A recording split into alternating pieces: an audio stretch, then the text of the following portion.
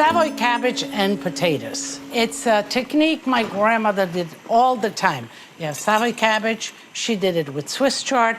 The deal is that you put potatoes to cook, you peel them, you put them to cook, and when they're halfway cooked, you add your vegetables. In this case, is shredded Savoy cabbage. Just pressure it in like that. Cover it again and let it boil and let it cook. The cabbage should be soft, the potatoes should be cooked, and this will take about 20 minutes. We'll drain it, we'll saute it with garlic and olive oil, and our side dish is done. Masterclass, cooking with vinegar.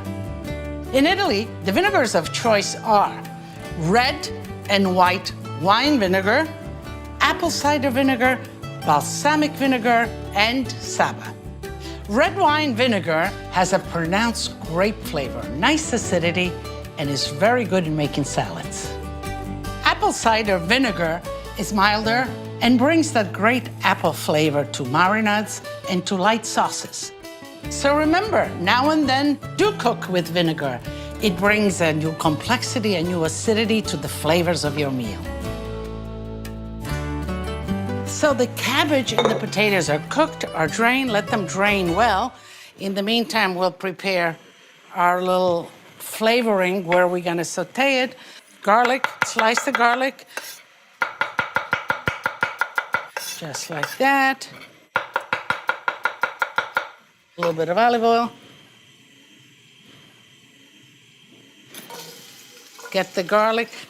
Let that make golden brown. At this point, let me put just a little bit of butter.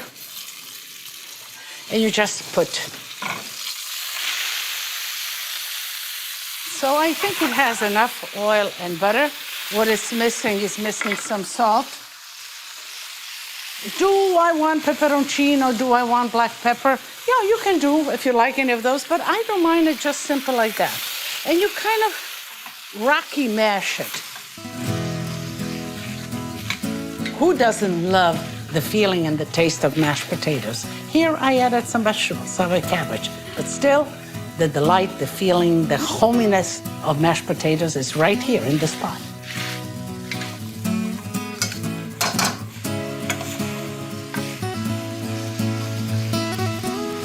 And you let this kind of simmer very slowly and mashing it a little more if you'd like.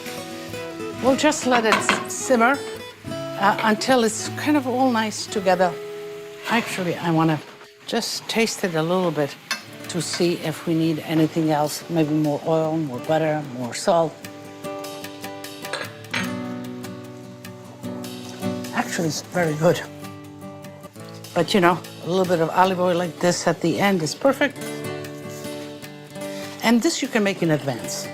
You can make it in advance. It reheats wonderfully, so you can make it. You can put it on the side, get your main course done, and then just pull it back on the stove and heat it up when your guests are at the table.